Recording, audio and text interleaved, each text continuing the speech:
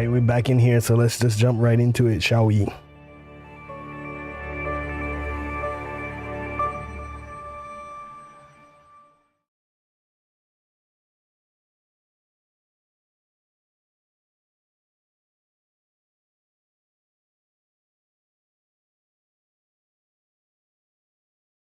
was a hot one today. 32 degrees out in the city.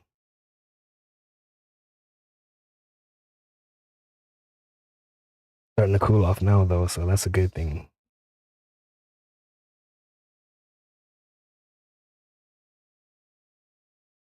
Made some tweaks that were necessary that I found the last time I was streaming.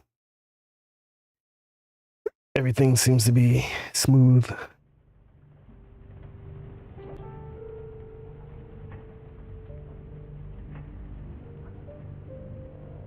I'm going to take this time to talk to Brother Duncan. And as you can see, I have updated my profile picture from the silhouette.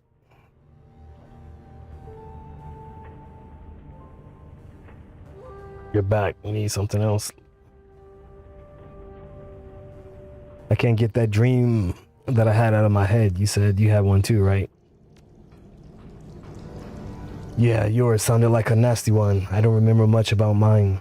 I was pretty creeped out by our run into the walled city. Between that and all the drama, I'd be surprised if I didn't have a nightmare. He shrugs.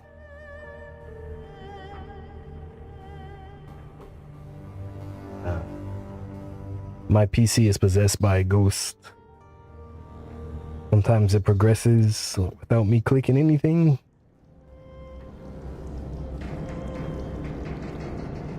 Of course, the walled city was in my dream. It was a nightmare, wasn't it? Was it in your dream? Sure looked like it. I'm not sure I'm surprised. The walled city is more than just another slum and a sprawl. Hell, it is a sprawl. Of course. Come on. What is going on with my PC? Got a phantom in it. Anyway, what's there to say? I worked my ass off to pull myself out of the gutter and make something of my life. I did what it took to earn my bronze, and now I'm a mercenary hiding in the shadows of a foreign country, doing dirty jobs that the corporations need to keep off the books. It's the reverse of everything I wanted. You seem to be taking it pretty damn well, so let me ask you something.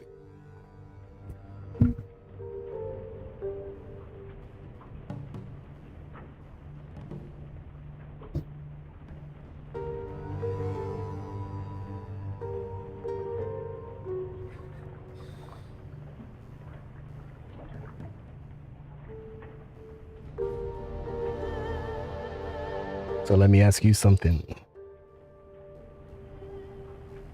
You said this was all about running the shadows until we find out who killed Raymond.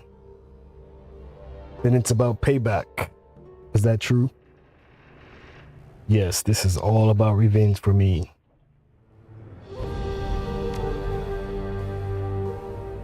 Be careful about taking the road to revenge, Circuit St. Abbott. It usually ends at 2 grave sites.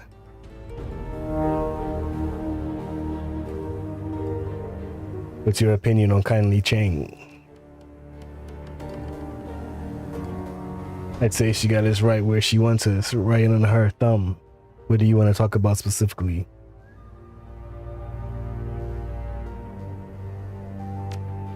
What do you think she wants from us? As long as her network keeps delivering information about Raymond, I don't care, at least for now. We need to stay with her. We have no other connections in Hong Kong. Without her, we are dead in the water.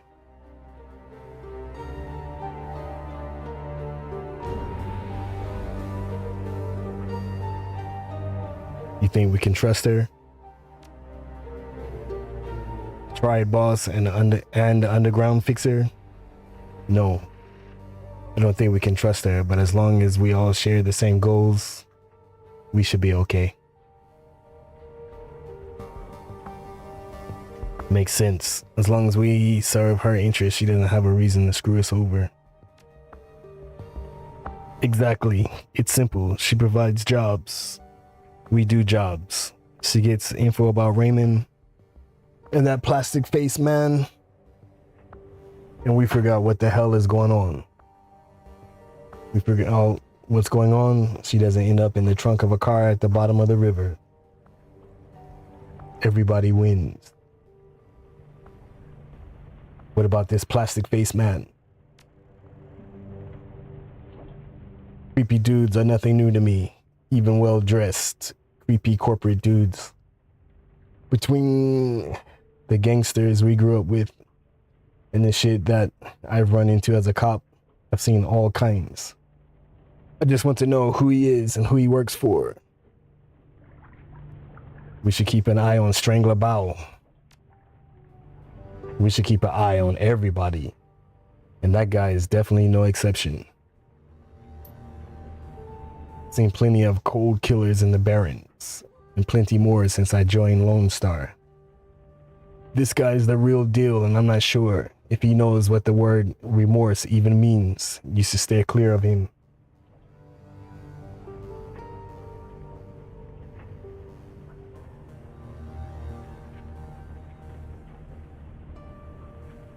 I'll be careful.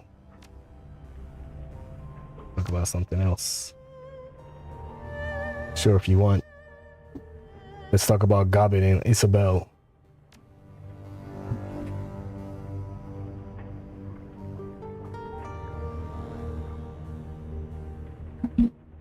They seem competent considering how young they are.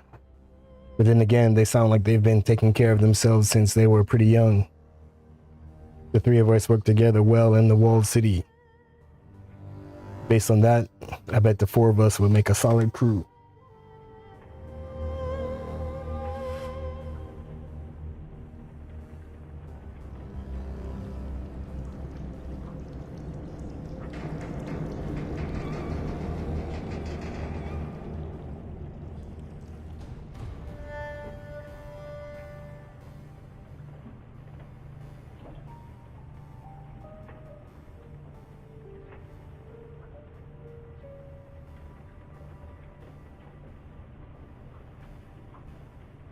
Do you trust him?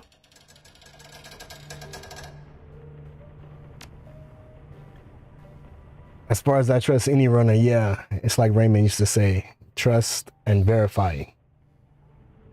They haven't given me a reason not to trust him. So until they do, I'll believe what they say and keep my eyes open. Let's talk later. Later's good. I want to do some cardio, work off some steam. Then it's rack time for me. You should do the same, Circus St. Abbott. A couple 100 push-ups. You're lost. Talk to you later. Why is my keyboard and mouse triggering stuff on their own?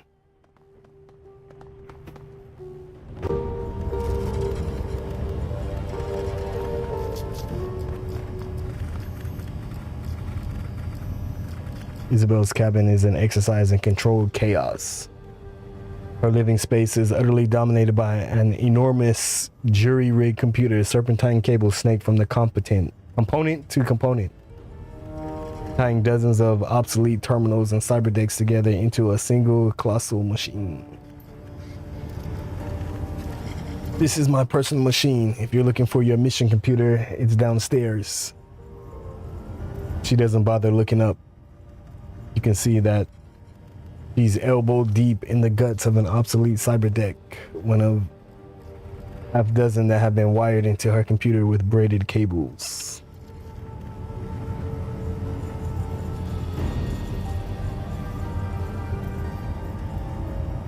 Actually, I was hoping to talk to you. Got a second? There's a long pause and she chirps out a response. We're talking now, aren't we? Yes, so yeah. Can I ask you a few questions? He leans in, scrutinizing the innards of the obsolete deck. Go ahead, I'm not stopping you.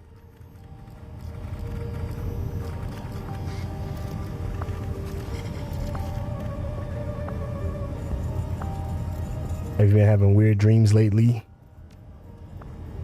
Her body goes still. Yes, I think everybody has. Me too, I've been having horrible nightmares. I know, it happens more often than you think. He tilts her head in the direction of the walled city. This kind of mass psychosis was common where I grew up. Everybody got it. What is it? What's causing it? I don't know. Slowly, she begins rummaging through the guts of the obsolete cyberdeck again. I don't think I want to know.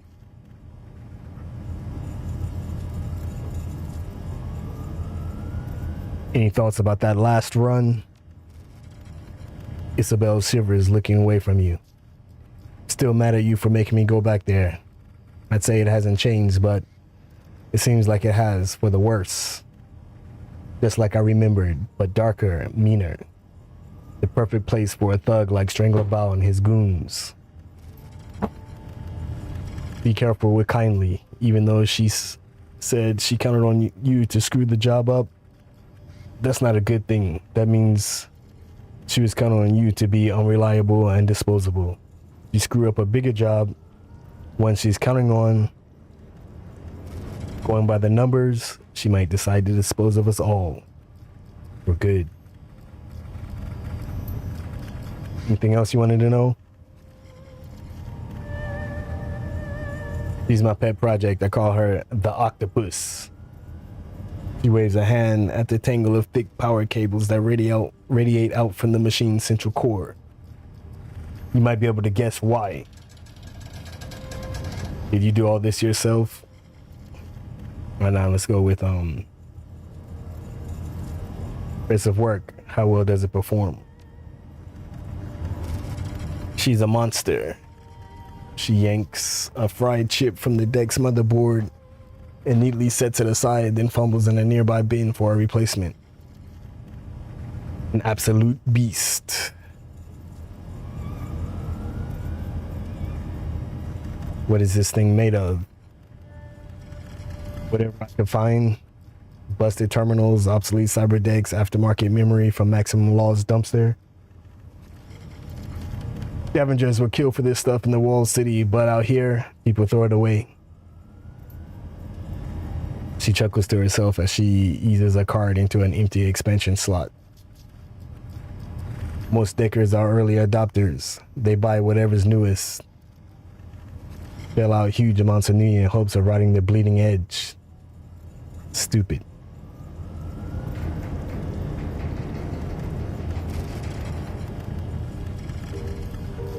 It's an arms race. Deckers do what they have to do.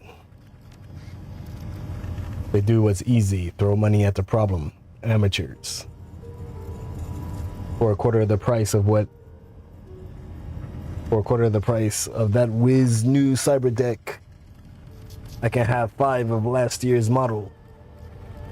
And after I finish daisy chaining them together, the machine that I've built will run circles around your store-bought wonder.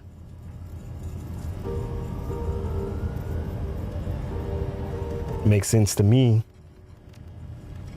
Good. That's a good sign. Shows that you're thinking clearly. Frowning, she yanks a slick of memory from the old deck. Come on, computer. Stop choosing automatically for me. And there it goes again. And again. I need to figure out why my computer does that. Look, it's nothing personal. I just don't think that I'm a very interesting person. She shrugs. Sorry if that disappoints you. Can we talk about that ambush at Victoria Harbor? Nah, I lost friends there. Duncan and I didn't come out of the attack unscathed either. The shark caught her down the same as your friend. Was she your friend? You didn't seem that close. She returns her attention to the octopus, turning her back on you. You don't like talking about things other than your computer very much, do you? With a long pause before she responds. When she does, she sounds vaguely hurt. I prefer not to. Nothing personal, it's just the way that I am. You say so. I do. I've always been shy. The kid, it was a survival strategy. Now, it's a part of me. And I'm at peace with that.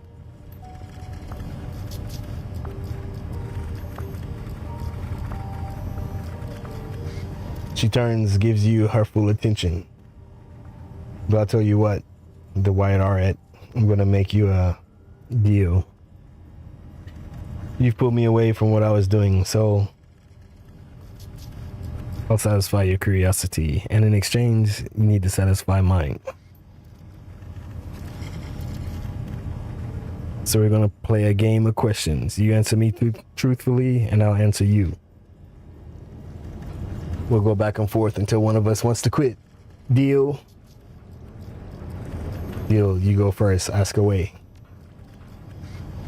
She studies your face. We'll start off easy.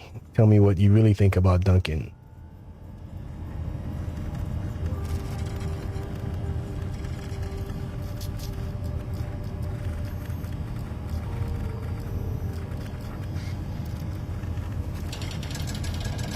I love and respect the man. He's family. She cocks her head inquisitively.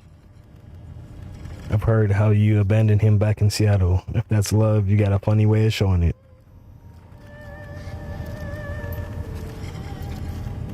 Well, you've answered my question. That's a good question. I guess about 4 years now, a decent stretch by anyone's reckoning.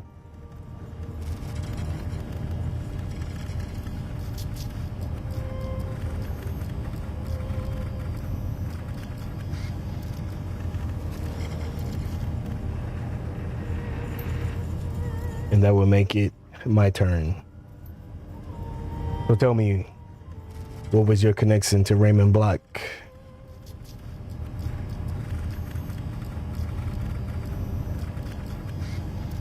He was like a father to me and Duncan. He got us out of the Barrens. In that case, I'm sorry for your loss. Losing the ones that you love is hard.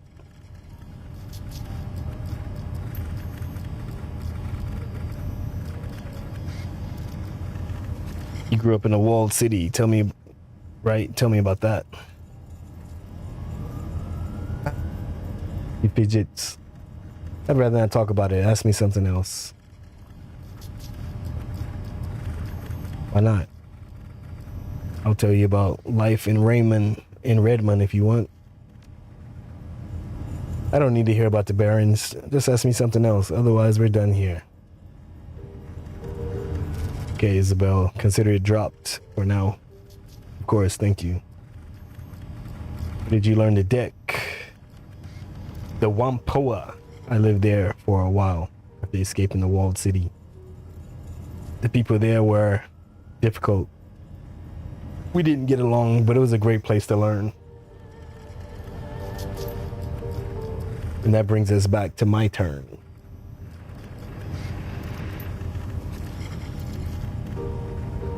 He gestures at the cabin walls around you. You enjoy it, don't you? Living like this, working the shadows.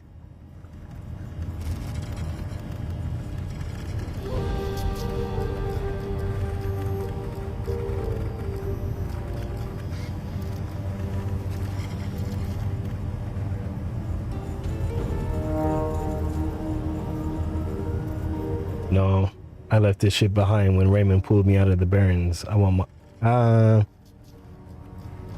This is survival. I do what I have to. Enjoyment doesn't come into it.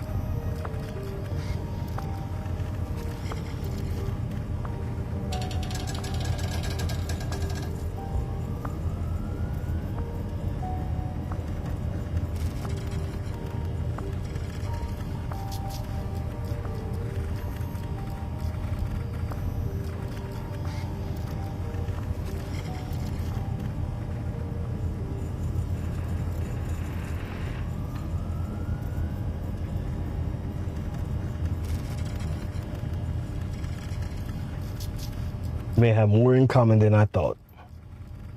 Your turn again. Go ahead, ask me something. How did you and Gobbet meet? Her brow furrows, and after a moment, she screws her eyes shut. We met as kids in the walled city. My prison was her playground.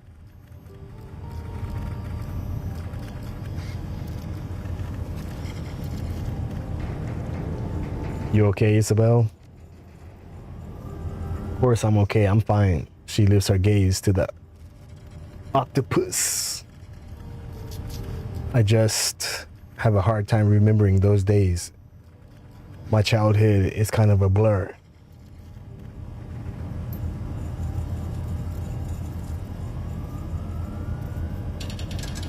My turn again. Her head tilts as she studies your face, and I think my last question for you. You're stuck here, marooned. You and Duncan both. He's obviously unhappy with the situation. Keeps going on about the things that he left behind. But what about you? Is there anything?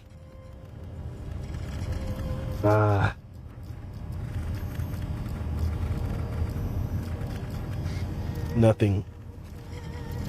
There isn't anything that you'll miss. I don't know whether to envy you or feel sorry for you. She glances down at the dark clock on her desk. She glances down at the clock on her desk, an antique model with physical hands that looks like was wrenched out of a submarine. A frown across your face, spreads across your face. It's even later than I thought, and I've still got a long way to go before the octopus is fixed. She begins to turn away, her attention fixed on the stack of partially disassembled cyber decks. Damn it. That's true, go ahead. I know that you don't want to talk about your childhood, but I need to learn more about the walled city. The voice goes cold. Why? Because Raymond Black wanted to go in there and somebody destroyed my life to keep him from doing that. Her cheeks flush, just like they did the last time. She averts her eyes. No, I'm sorry, no. Later, maybe, but not now.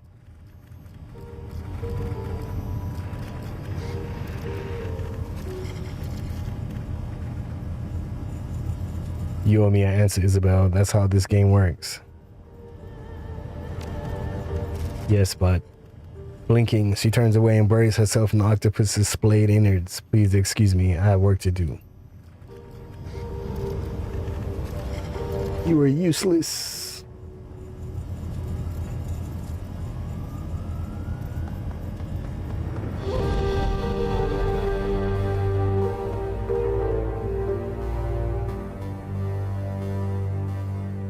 Gobbet's nest is pretty much what you'd expect. Piles of clothes on the ground, an overflowing garbage bin surrounded by stacks of instant noodle packets and towers of tinned oysters. Avant-garde posters haphazardly thumbtacked to the walls, overlapping in some places and peeling in others. It feels a lot like an art school dorm room.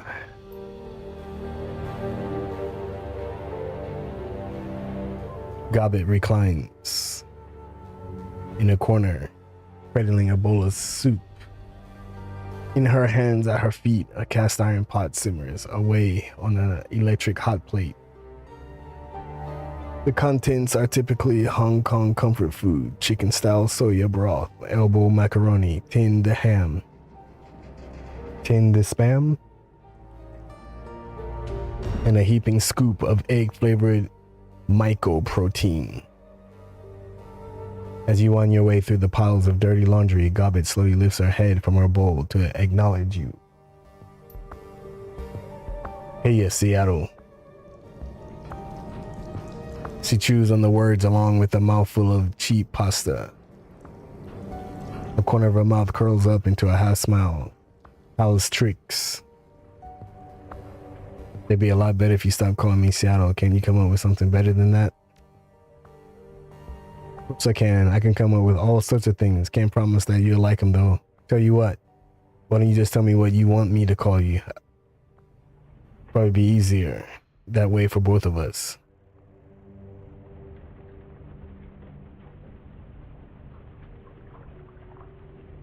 You know what? I'll change my mind. Just stick with Seattle. That's what you want. So, is there a reason why you're here, Seattle? I'm assuming there is, because you're standing on the pile of my clothes. How did you decide on the name Gobbet anyway? I didn't. She pops in a noodle. Pops a noodle into her mouth and chews. My mom did. So, Gobbet is your given name? Your mother named you after a wad of meat? He shrugs. Yeah, sure. I don't think she knew what it meant. She just thought it sounded pretty. You should get used to that, by the way. People here in Hong Kong like to stand out. And choosing unique names is one of the ways that they'll do it. After talking about it, I want to go over the ambush back on the docks with you. Yeah, he nodded slowly, frowning. Yeah, I figured you would. That was a hell of a thing, right? I go a little further than that. It was a clusterfuck of epic proportions. She nods. Yeah, that it was. Nightjar and Gutshot were two of the strongest men I've ever known. Quality Shadowrunners. Both of them. Watch those two fight through situations that I'd kill anyone and come out on top. And how did they go out?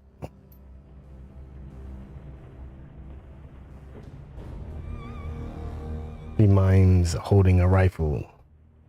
Makes a show of peering down the scope. Bang, bang, bang. Dead, dead. No blaze of glory, no final speech, just extinguished. Smashed like bugs.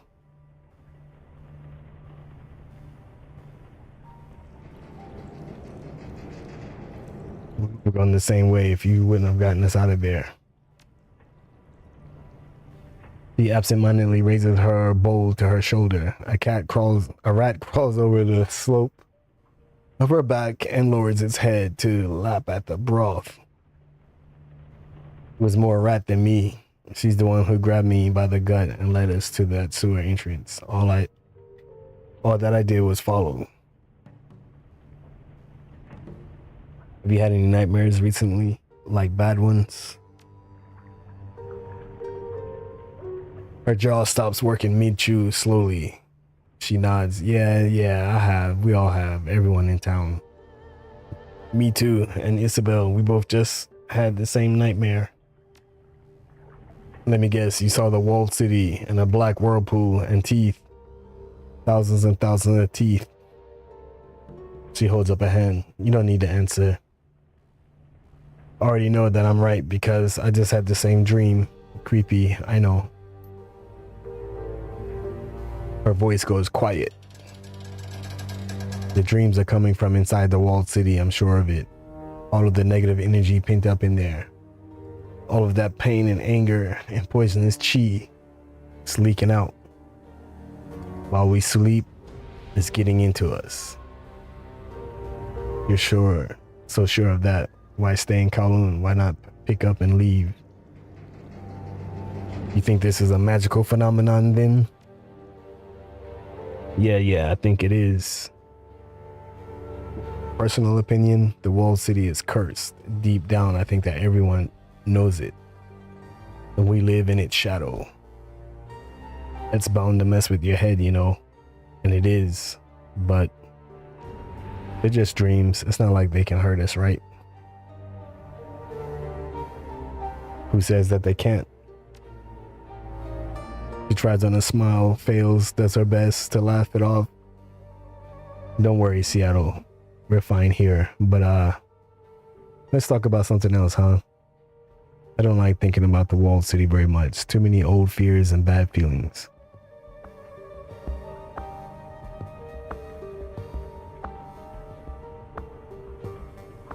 I'd like to learn more about Rat. What kind of totem is he?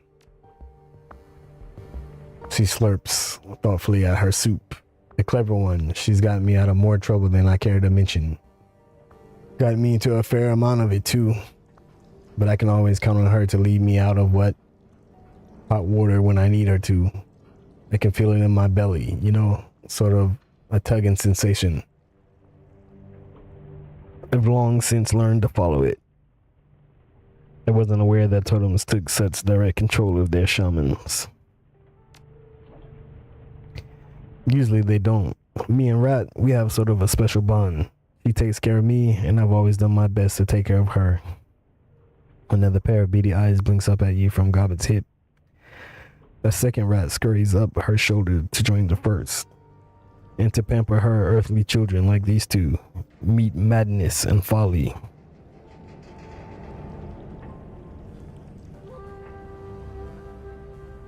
Are they just normal rats then? I thought they might have been spirits or something.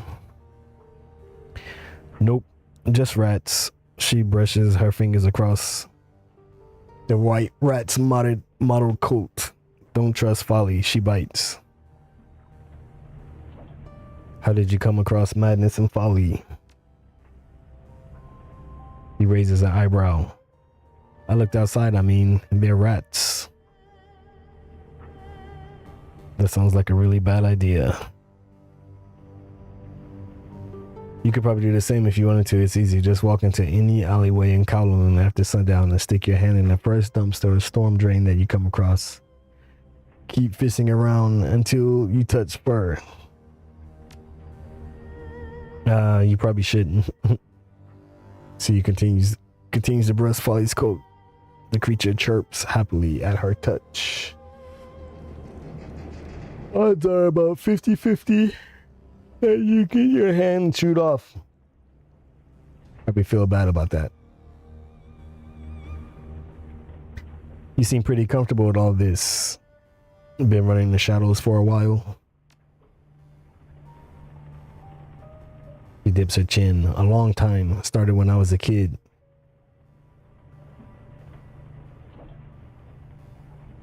You're still a kid now, Gobbet. What are you, 19? She rolls her shoulders, shrugs, something like that. Your guess is as good as mine. Doesn't change the fact that I've been doing this for years, and you started yesterday. Matter of fact, Seattle, I think that I'm going to make a project for you. Make a project of you. Take you under my wing, so to speak. You need a wizened mentor. Might as well be me. Sure, why not? I could use the advice, and I don't see Isabel volunteering for the job anytime soon. You're in? Good. Starting the next time you visit, I'm going to teach you all about being a Shadowrunner. She stifles a yawn. You're going to benefit from my bountiful goblet stretches. You know, Seattle, this has been a nice chat and all, but it's getting late, and I still have the rest of a hot pot to power through. Thanks, but no thanks. Smirking. You can go get your own food now. Would be a good time. All right. I'll see you later.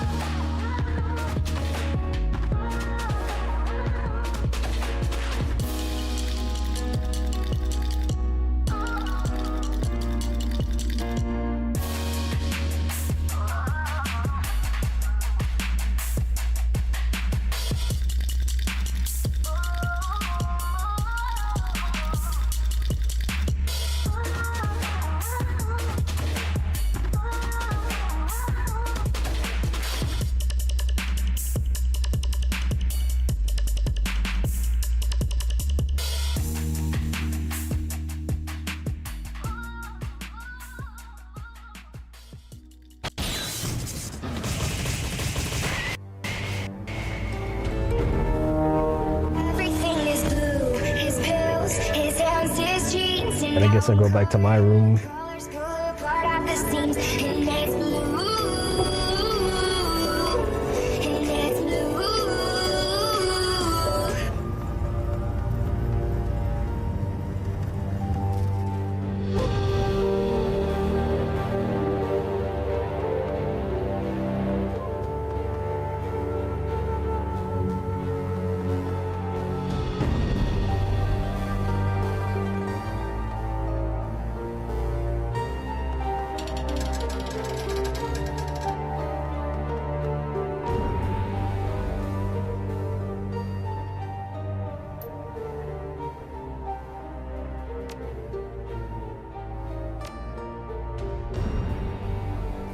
Welcome to the Shadows, the Wyatt Art.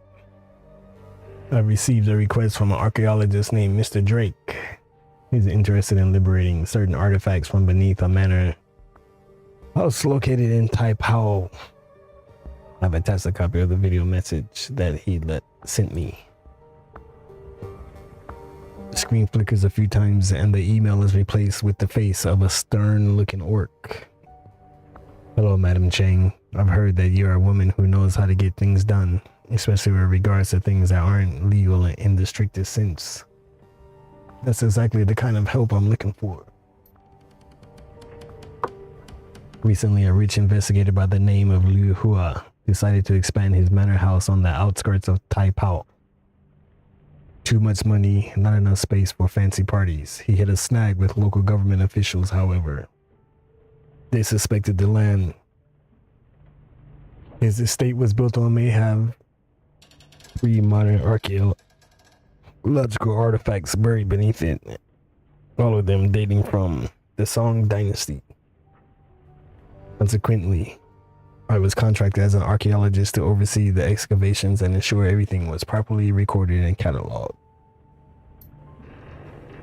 Sure enough, we were only a few days into the excavation when we discovered a series of tombs lying beneath the site. The scope of the tombs was far beyond anything Lou or I had expected. Several acres of catacombs, at least, and untouched relics throughout. What's more, they're certainly older than the Song dynasty. They may even be from the previous cycle of magic. Before I could make my report to the Free Enterprise Zone authorities, however, Liu called in his allies in the Tantian Incorporated. Liu sold the entire site to Tan Lian, who then leased it back to him because Tan Lian is considered to have extraterritoriality in Hong Kong. Local authorities were powerless to stop Liu from looting the tombs. He immediately began building a museum. You can call it that. Atop the site.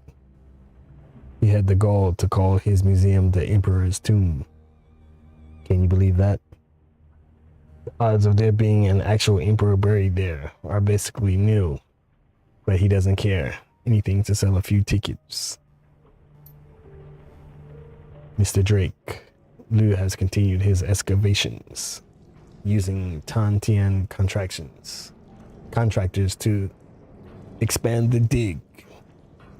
What he didn't know is that I bugged his comlink before he fired me. Based on what I've heard, something strange is going on in the lower levels. Workers have been disappearing, only to be found dead several days later. Whatever is down there is too dangerous to be left in Liu's hands.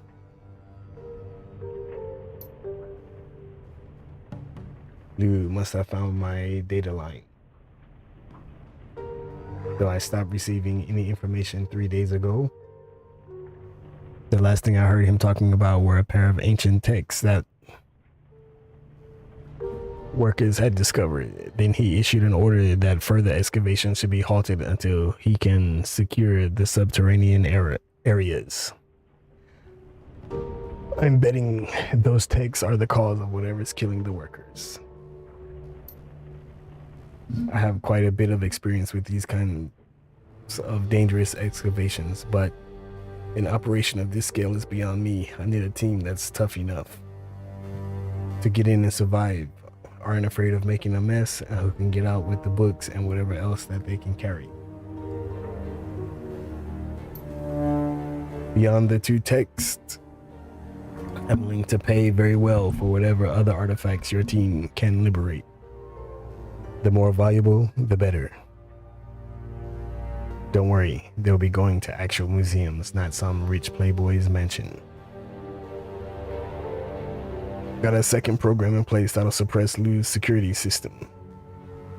The team will have to be careful though. There are only so many alarms I can suppress. Go beyond that number and I'll scrub the mission. I've included a catalog of likely items to help the team appraise the most valuable ones. They don't need to be subtle. In fact, I prefer they make it look like a common robbery. Tell them to smash and grab what they can. Let me know when you find a suitable group of Shadowrunners.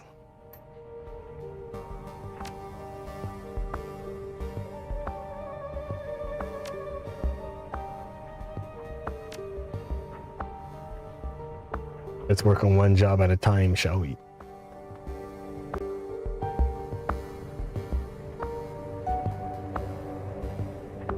Who's this guy? This is the guy, Russian guy living downstairs. It is oppressively hot down here and the air is full of synthetic odors that grab you by the sinuses and refuse to let you go. You can smell engine grease and melting plastic, ionized air, and lead solder. A quick scan of the room tells you why. The downstairs tenant has converted the place into a machine shop. Metal fabrication tools and Duraplast extruders line the wall, and a pair of heavy industrial manipulators hang from the ceiling. A man in a black trench coat stands with his back to you, staring at a monitor mounted above a sturdy workbench. He addresses you without turning. I was wondering when I'd meet the new neighbor. His voice is pleasant, cultured. There's a hint of Russian accent there, but it's buried under layers of nuance.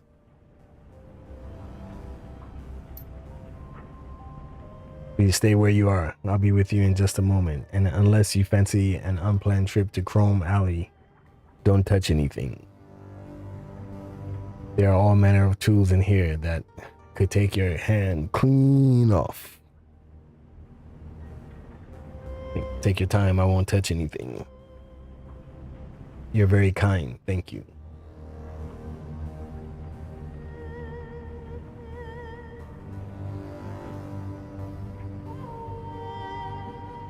Try to see what's on the screen.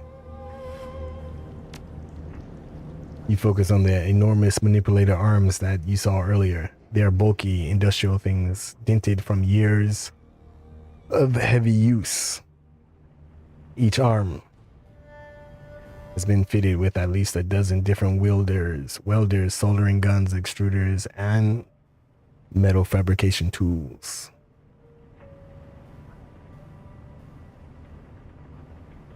You've seen machinery like this in factories before, but they look terribly out of place in the bolt hole's cramped engine room. Very good. Yes, that's coming along nicely. Very nicely indeed.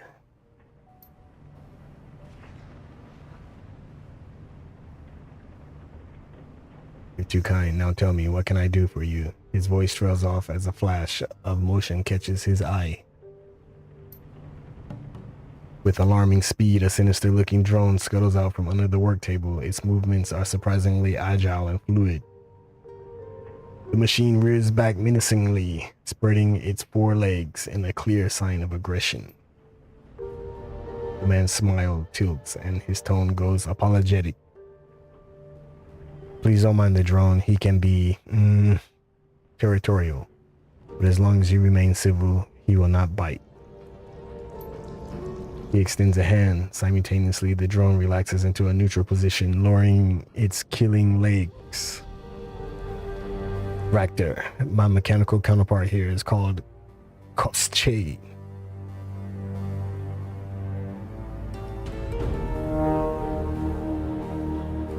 Shake his hand. Pleasure. His hand is rough and abnormally warm to the touch. He shakes your hand with a solid grip. I'm very pleased to meet you, my friend. In a community such as Haoi, it's important to be on good terms with one's neighbors. Agreed. Speaking of which, I'd like to ask you some questions. He glances at the bracelet on his forearm. A technical display winks to life, then gutters out. Very well. This morning's casting should still be cooling for a few minutes yet. That's time enough to talk. And these Shadowrun stories are long. Are you Russian? I thought I caught a hint of an accent here. You have a good ear, I'm impressed. Yes, I grew up in Nizhny Novgorod. Went to school there. Started my career there. In the industrial sector, a fairly common story, I'm sure. But I've also traveled a great deal, and in so doing, I have absorbed a number of other languages and dialects.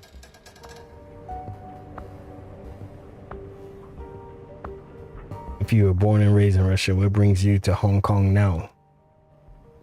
Same thing that attracts many to the free enterprise zone. Opportunity. You yourself are a recent transplant, are you not? Your Cantonese is heavily accented in the style of many UCAS expats. That isn't a criticism, mind you. It's just a statement of fact.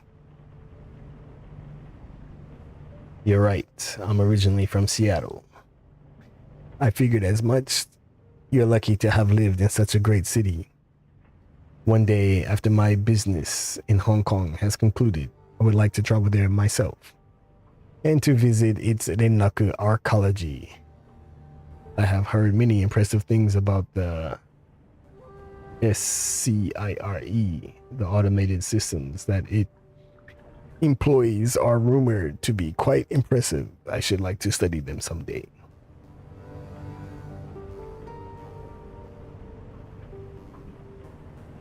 You've got a lot of interesting machinery here.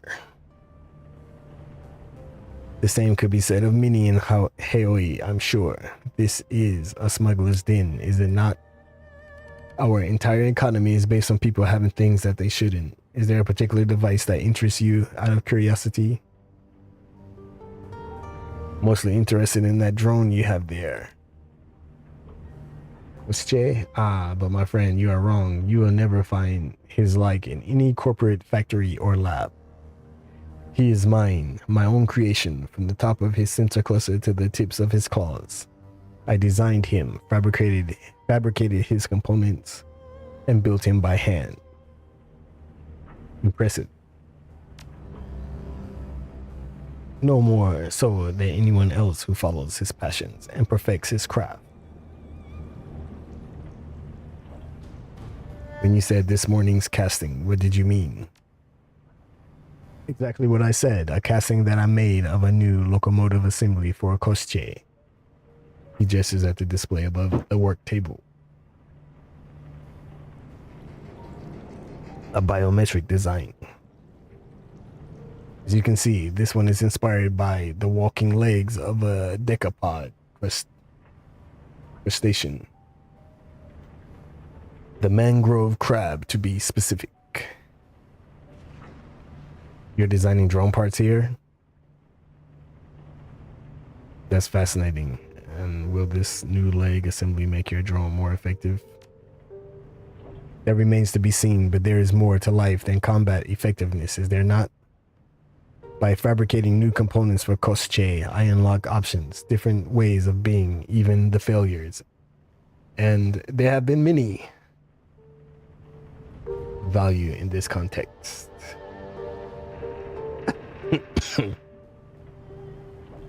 How did you learn to do all of this?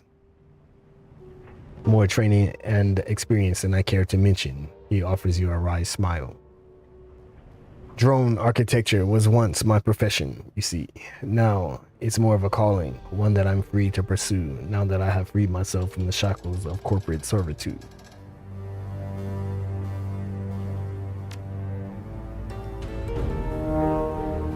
Etiquette acting. Yes, I know the story you're talking about. Yes, I suppose that it is. Not many riggers would name their most prized possession after a villain from a fairy tale. A nod to my heritage, I suppose. What was the fairy tale about? A thoroughly unpleasant person. Koschei the Deathless, he was called, and for good reason. His soul was cleverly hidden outside of his body, and he cannot be killed so long as it remained intact.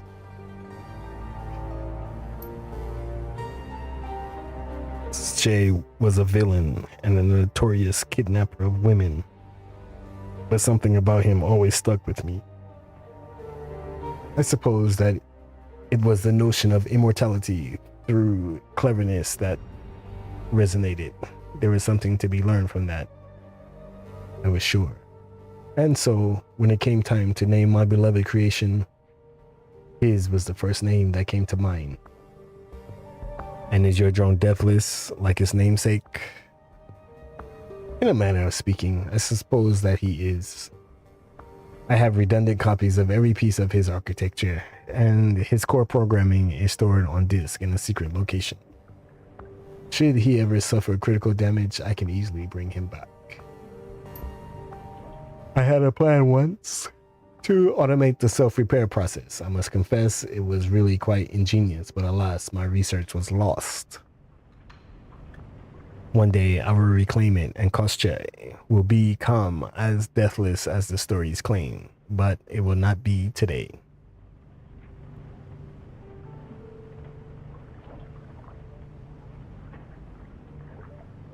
You said you used to work for a corp. Whose payroll were you on? Ah, he sighs. That is something of a sore subject. My departure was involuntary, you see. I did not part ways with my employer under the best of terms. I will tell you that I worked for Grishin Eviacor, but you'll forgive me if I don't want to go into detail. How do you pay for all of this stuff? Freelance. At the risk of sounding immodest, I've commodified myself rather well. There are always corporations in need of design consultations. You'd be surprised by how lucrative such work can be, and there is always other work that I can turn to in a pinch.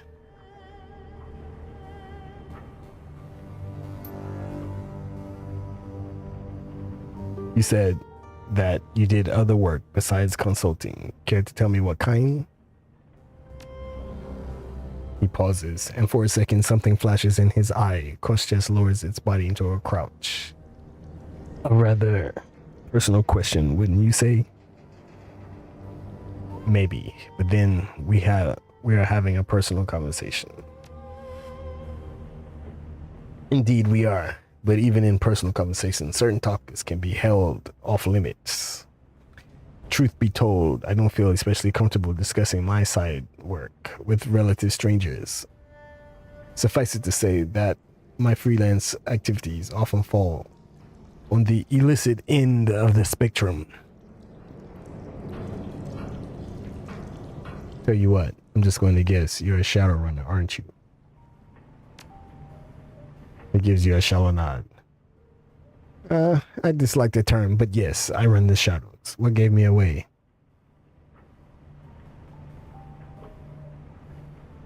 Your drone. People on the up and up don't build murder bots for fun.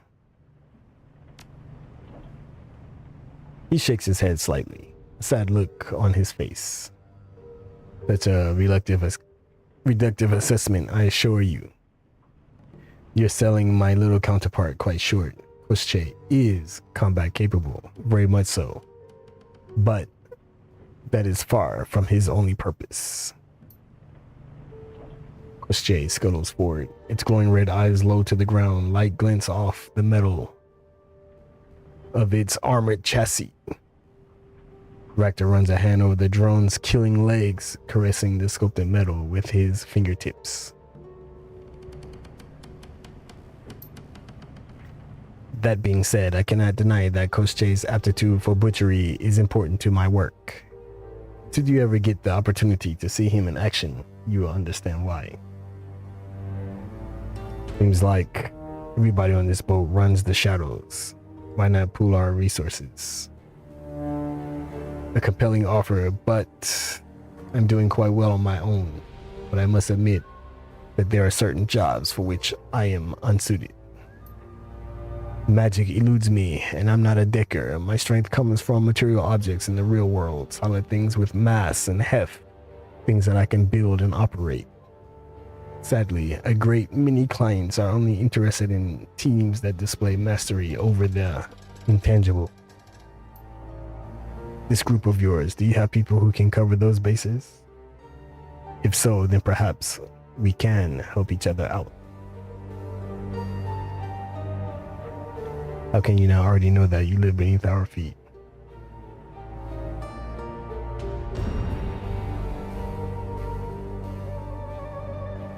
Yes, we have a shaman and a decker, both competent at their jobs. In that case, I will accept your offer on a provisional basis. We'll do a few runs together and see how we get on. If your association bears fruit, I will continue. If not, I will bid you my farewell and go back to working alone. How does it sound? Welcome aboard. Ah, very good. Excellent. When you receive a job, you know where to find me. My skills and resources are at your disposal. And with that, I'm afraid that I must bid you good day. I still have work to do down here. This leg assembly won't clean itself. I'll be in touch. Looking forward to working with you. And I with you. All right, we got another rigger on board.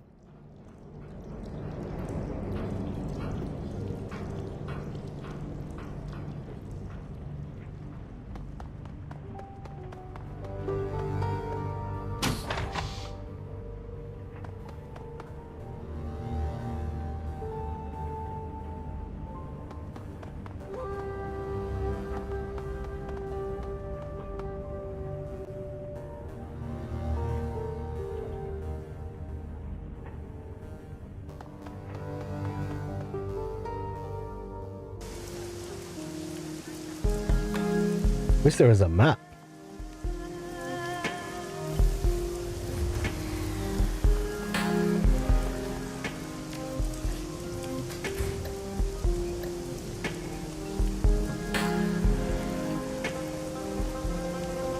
Yeah, how do I go to Wamapoa?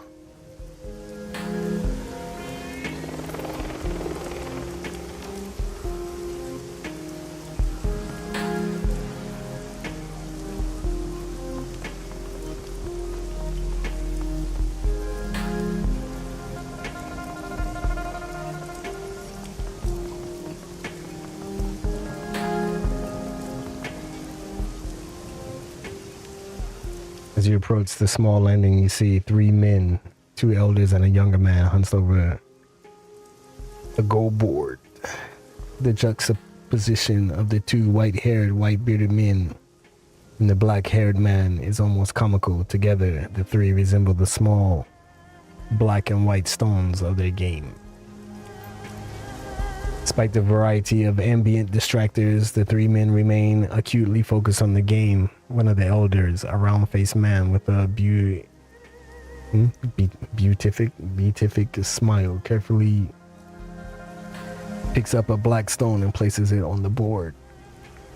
His opponent snorts, and a small smile flashes across his long face. Almost carelessly, he snatches a white stone and deposits it on the board. The smiling man groans, and the long-faced one proceeds to collect several black pieces off the board. You. Ah, you got me there again. He laughs. A pleasant, full sound. As it trails off, he spots you watching the game. A broad smile brightens his cheeks. Why, hello there, young man. Something you need? The long-faced man gives you a cursory look and continues to collect black stones. Just a gawker shoe. It's your turn. The name's the Wyatt. Alright, got a second to answer a question or two? Shu nods. I could use a short break. How about you, Gin? Gin sighs, shoulders slumping forward. After a moment of scowling, he reluctantly speaks. Fine. A short break. The two elders turn toward the younger man. He looks to be in his early 30s, but it's difficult to tell. The skin on his face is smooth and supple, with only the suggestions of creases at the eye, mouth, and forehead. But small gestures, a blink, a flare of his nostrils briefly reveal the lines of his face. The man's eyes rise from the go board and study the elders. He nods.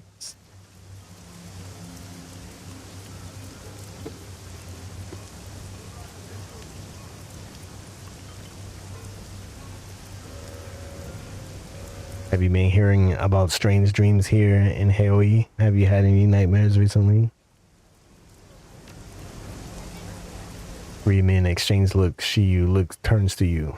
What a coincidence. Wasn't but an hour ago that we were all discussing that very thing.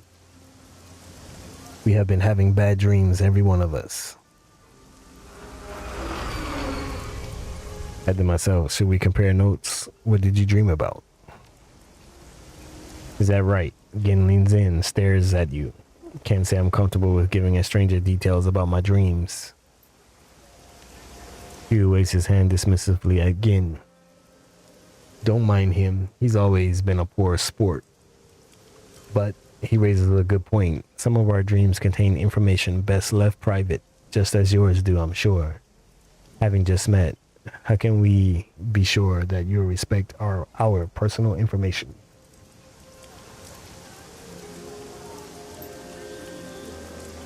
I'll tell you. I dreamed of a long, dingy hall. When faced with such a thing, one generally walks its length, so I lifted my right foot and placed it in front of me. But upon taking that first step, I found myself instead drawn down an alleyway to my left. It wasn't there before. This alley, it appeared only as I began to walk. As I moved down the alley, I found myself surrounded by friends and loved ones. They all stood there, silently watching me with smiles on their faces.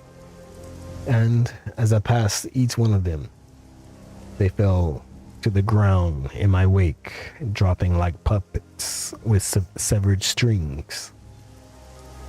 Somehow I knew that if I followed this road to the end, I could have everything I'd ever dreamed of.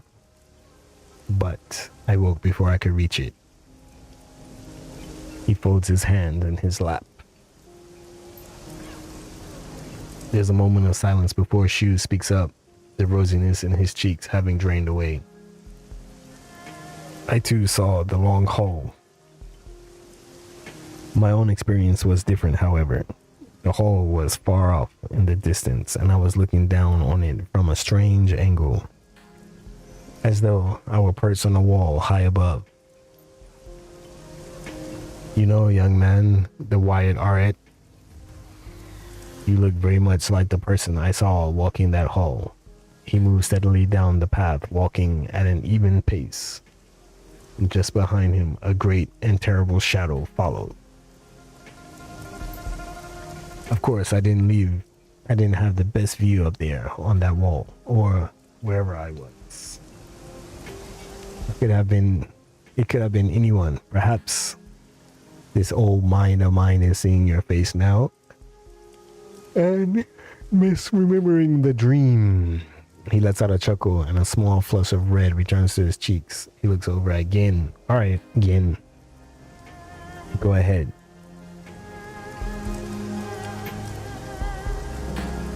Jin broods in his corner, arms crossed and jaws set. Changed my mind. I don't want to share my dream.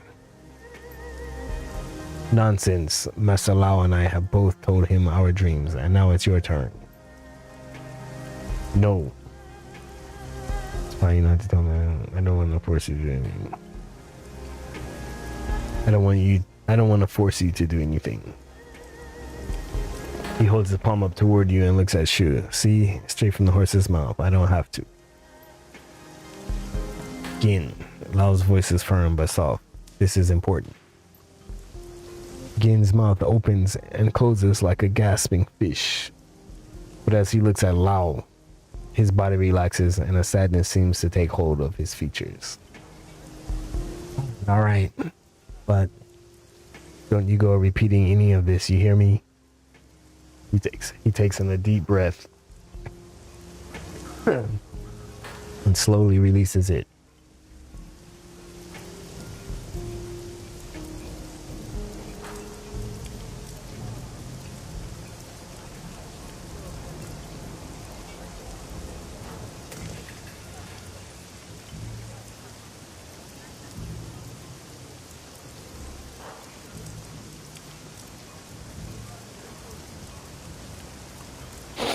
Folds his hands in his lap.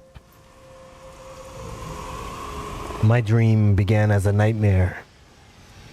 I dreamed of the failures and mistakes that I've made throughout my life. The people I've let down, the competitors I've crushed. The wife who died in hospice without me. I dreamt of the family that I abandoned.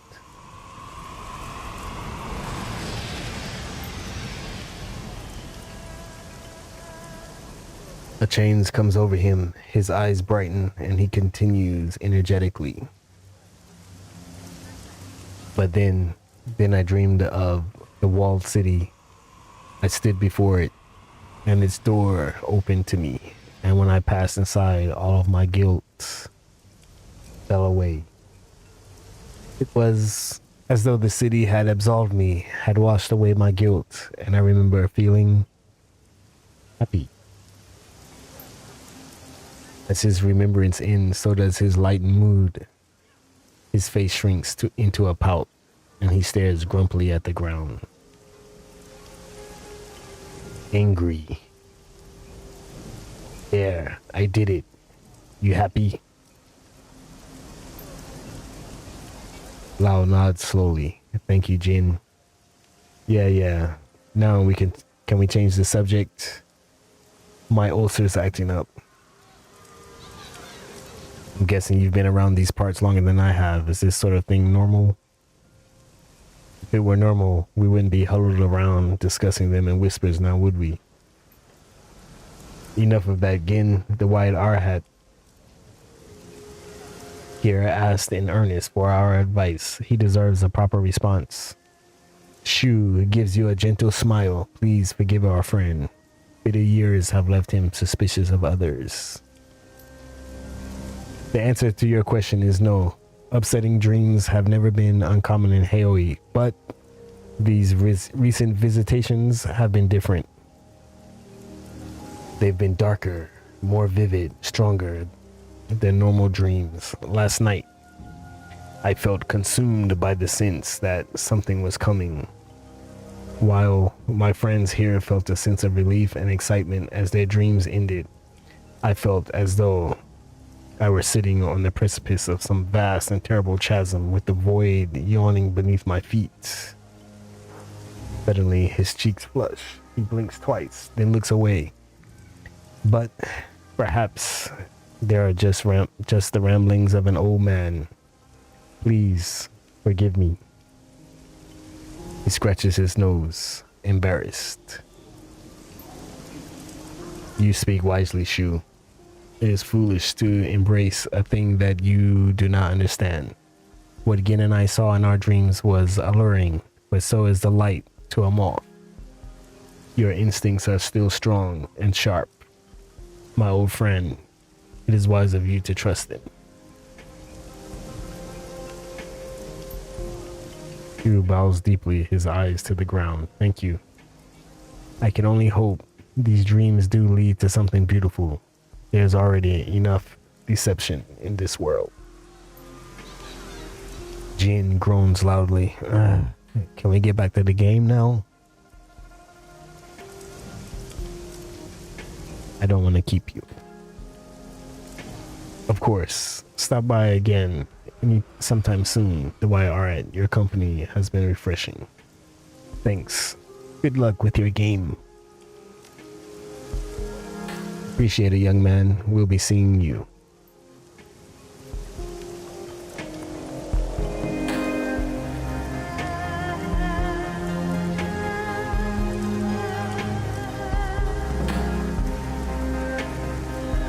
The Parlor of Five Phases was some kind of shop.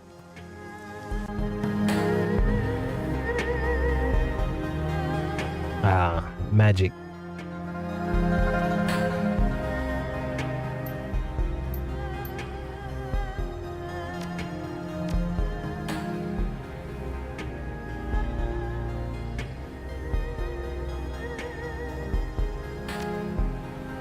I don't want to buy anything. Crafty shoe.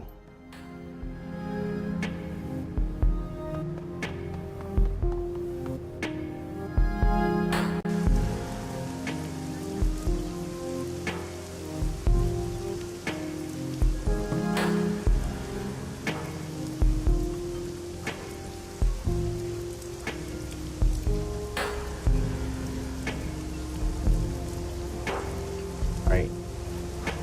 Let's head over to here.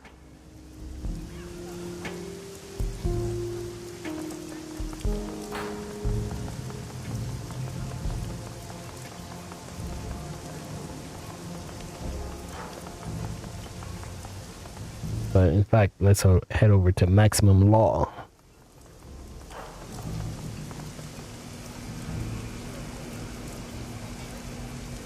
Overhead, a gigantic hollow sign shines like a searchlight, screaming its message through the dim light.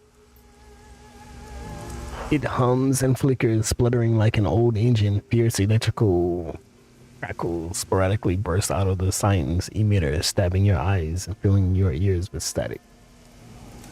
Under the baleful glare of the sign, the rusty mini barge's deck is stacked with electronics. Dilapidated stereo share space with crisply boxed servers, ranks of disk and memory chips fill display cases padlocked under plexiglass. This guy's a decker.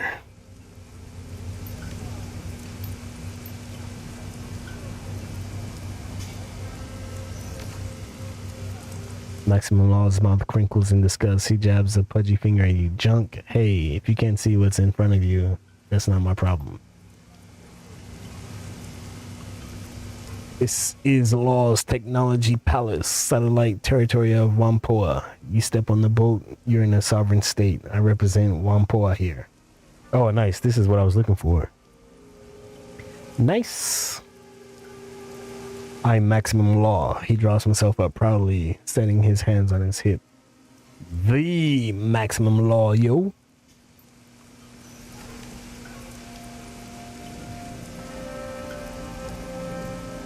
You got a tech problem? Boom. I solve it. You need a software? Boom. Done.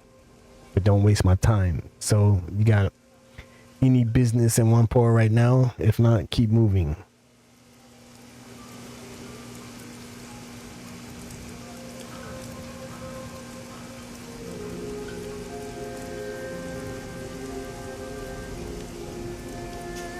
Found this while poking around the wall city. Worth anything? He scans the chip's casing with a handheld optical reader. Yo, that shit is banned. Lifted off some Yellow Lotus. They traffic this stuff. Delimited SIM chips. Full sensory experiences. You looking for a buyer? I can make it happen. How's 120 sound? Sure, take it. Hope it finds a good home.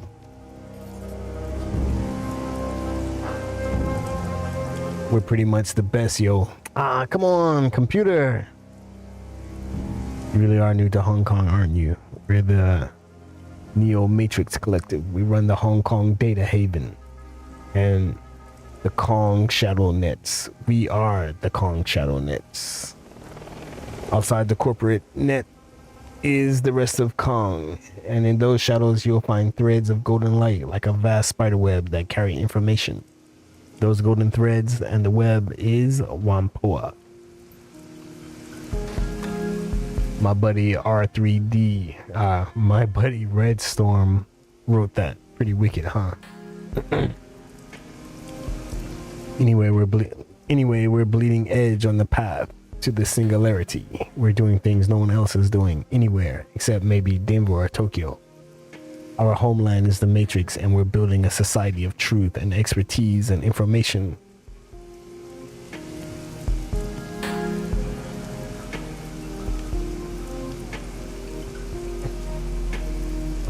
What's a Wampoan doing on the kindly turf? Are you a liaison? What am I doing here? Law seems shocked at the question. I'm an ambassador. I broker Wampoan services to Haoi. Emissaries like me are all over the Kong, tying it together in an invisible network. So you work with Kindly doing tech for the Yellow Lotus?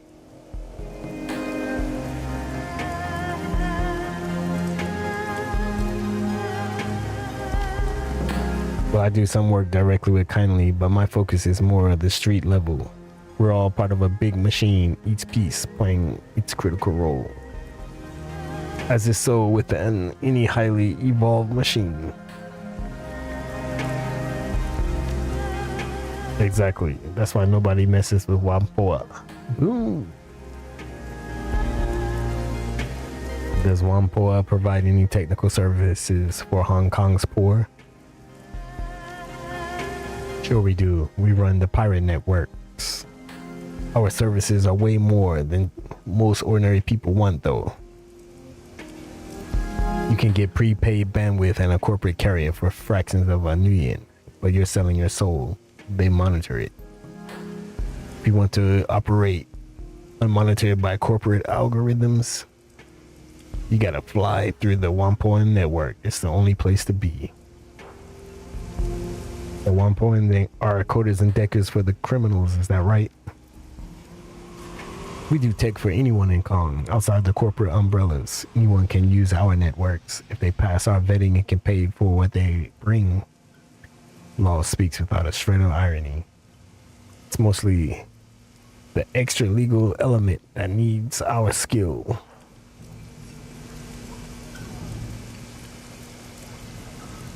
You seem very outspoken, less modest than many. I understand someone's killing your elders. His face goes grim. A red light blinks on the VR goggles. A lens whirs quietly, focusing in on you. He grinds his teeth audibly, radiating nervousness and intensity.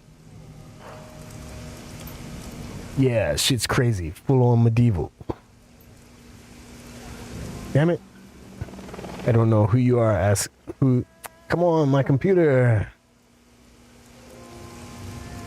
I am more outspoken, y'all. I don't need that meat spin. He shrugs. Is that a Wampoan thing for those of us who are most dialed? Maybe. We're post-cultural. Law sweeps his hand around, gesturing at the surroundings. I hardly see any of this meat space. Our meat space headquarters is a big 20th century ship. That's totally awesome. Whatever. It's just meat space. Wampoa is bleeding edge on the path to becoming a saying straight up truth. Law punches his fist down at the ground, striking a majestic pose like a tridio barbarian. Ooh, truth. Outsiders don't understand this. Maybe you can if you're really smart.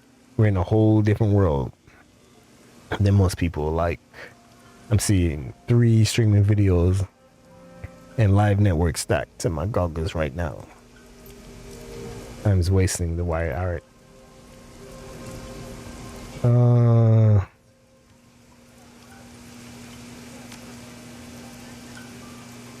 Kind of little carrier armor 3.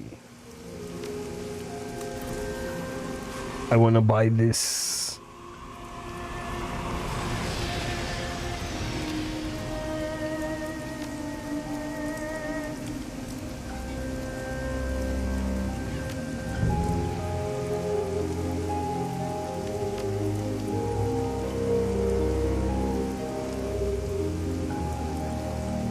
What else?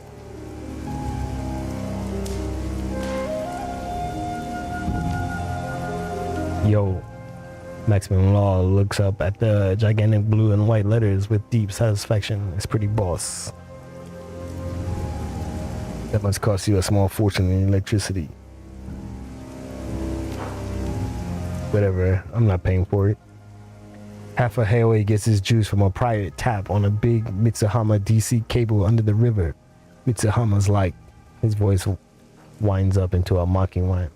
Oh, let's run 2 million volts from the coal fusion plant to the island under the river. Those slum monkeys can't tap an underwater cable.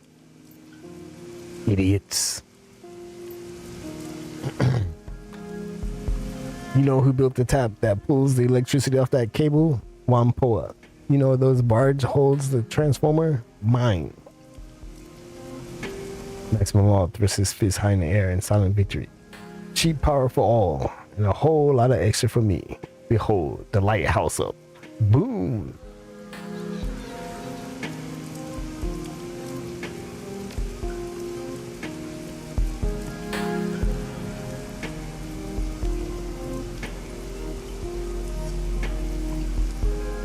This looks like all decking.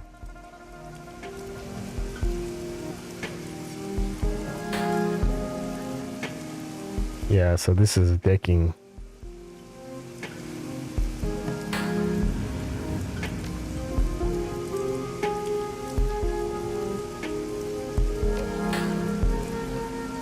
I want to get back to the mission, man. It's not VR, it's augmented reality. We're pioneering it. Little cameras, matrix overlay. I can support a 3-dimensional HUD and sub windows with live multiple feeds.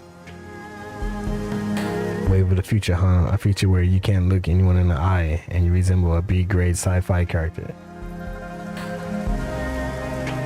Techie's trying to proxy for astral perception with gadgets. Cute. Don't give me that woo-woo villain chaser bullshit. All that astral stuff, it doesn't do anything tech can't do better. Ultimately, it's just a shortcut. Law says it with supreme confidence, a statement of perfect fact. He hooks his thumbs in his bulky electronics belt.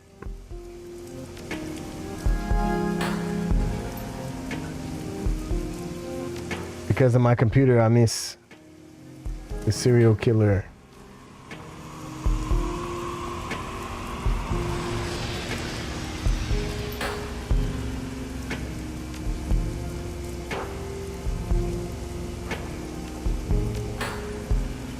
Alright, maybe I wasn't supposed to go here.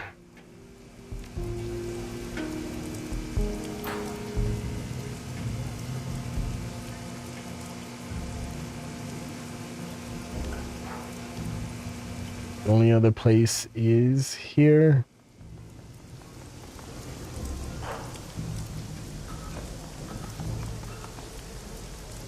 Maybe Club 88.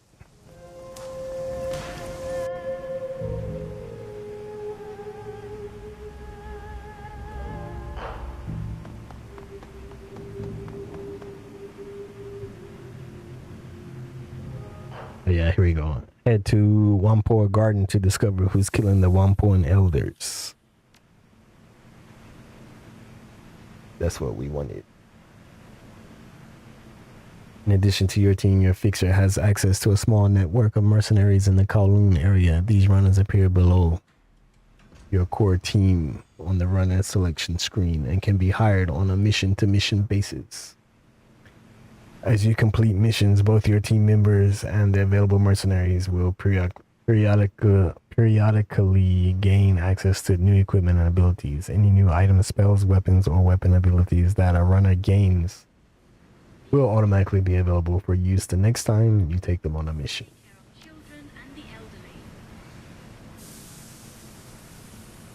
We're going to take Raptor.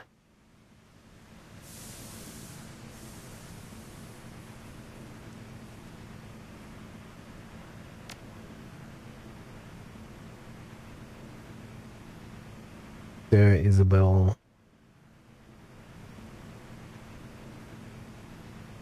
Whoa. physical magician.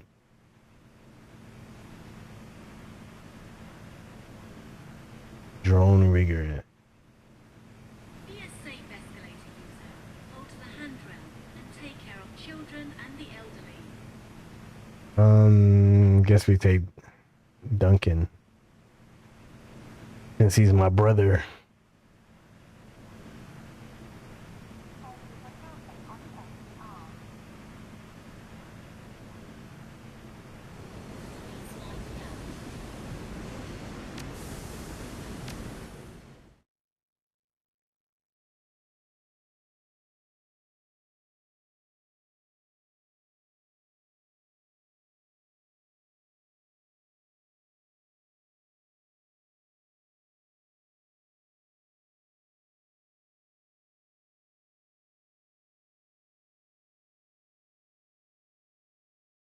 Wampoa Garden.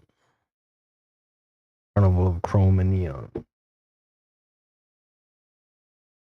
Rife with every manner of technology and artifice one can imagine. The entire area has the feel of a night market. Save that chips are sold in lieu of steam buns and vendors hawk the latest drones rather than folk art. Something stalks these streets, hiding just out of sight. It stalks the Wampoan elders, the leaders of the band of tech-savvy squatters that have claimed this neighborhood as their own.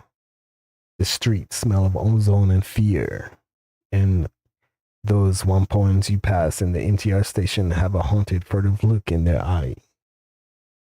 While the killer has struck only at the elders thus far, it may only be a matter of time before ordinary residents are menaced as well.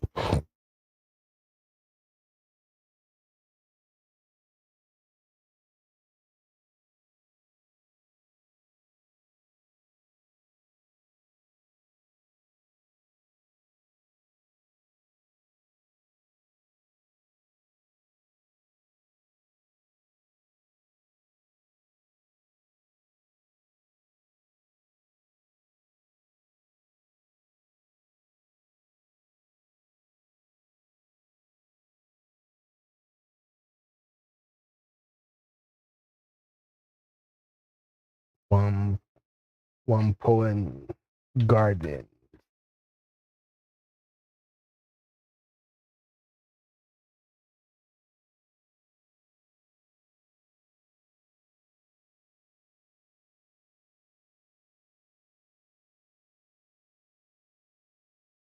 Carnival of Chrome and Neon.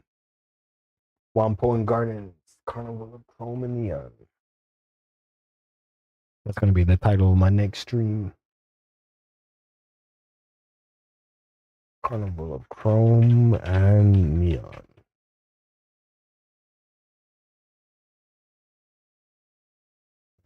Because I might end here soon.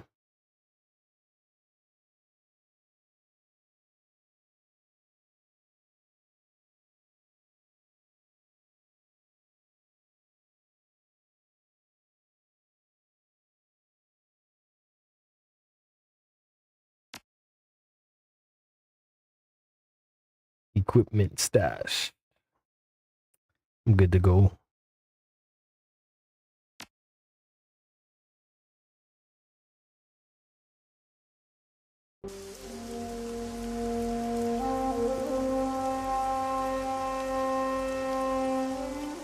You have karma available to improve your character's attributes and skills. Open the karma screen. Karma.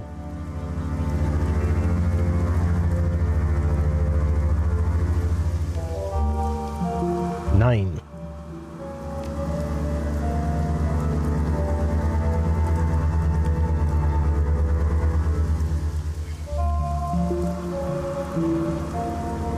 Let's get our drone combat up.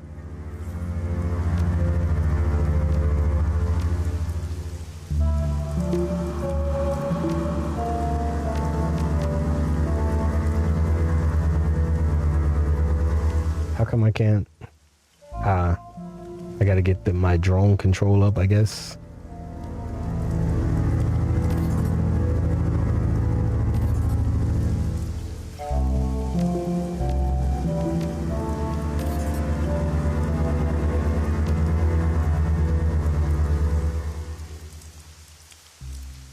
The streets of Wampo Garden are slick with rain glittering under the neon glow of myriad signs and holographic displays. The sky reflects the same glow, painting the white apartment blocks the sickly orange of sodium street lights. The smell of grilling meat mingles with other rare scents, ozone, engine oil, and high-tech fabrication facilities. Despite the hour, there are plenty of people out and about. You can hear the calls of street vendors and touts urging people into their stores.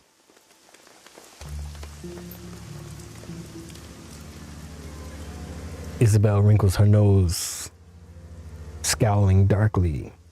She wraps her arms tightly around her chest, staring off into the distance. Is there a word for feeling nostalgic for a place you can't wait to leave again? I don't miss this place, but I miss the feelings I had when I lived here. Saw Dad, maybe. No, that's not it. It's close, but she lets the sentence trail off into nothingness, clamping her mouth shut for a moment.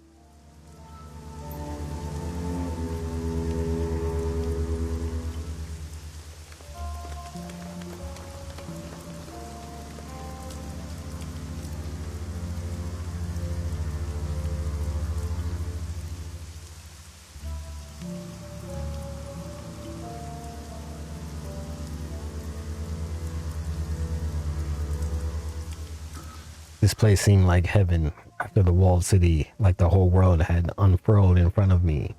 And anywhere I turned, there was the promise of a good life.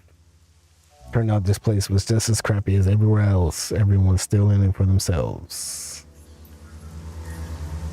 If my own life in the Barrens taught me anything, it's that if you can find people worth sticking with, they'll save your life. You live for each other, watch each other's backs. That's about as deep as it gets for me. Perhaps, then, that is good enough. If it works for you, good. Isabella turns toward you and points down the street to your left.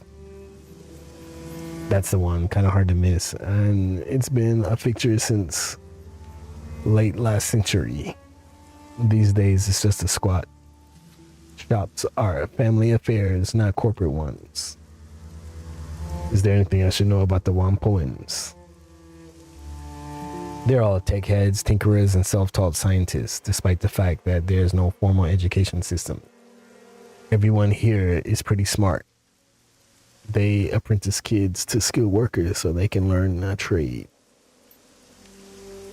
Elder Gao taught me decking, and I left after she got brain fried trying to crack a Mitsuhama network. Elder IP taught me to shoot. He should still be here. Come on, let's go see what they have to say for themselves.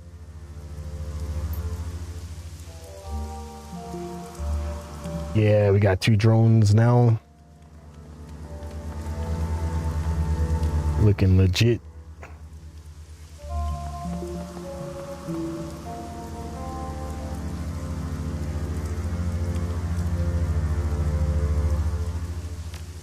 I'm gonna save here and come back later.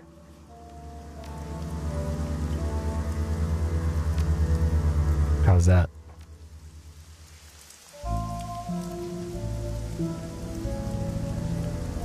Because it's evening now and I want to do something else real quick. But I appreciate any and all that dropped through. So I'll say peace 5 times and love times 9. Wishing all the best. And peace and blessings upon you all. Let's get out of here, shall we?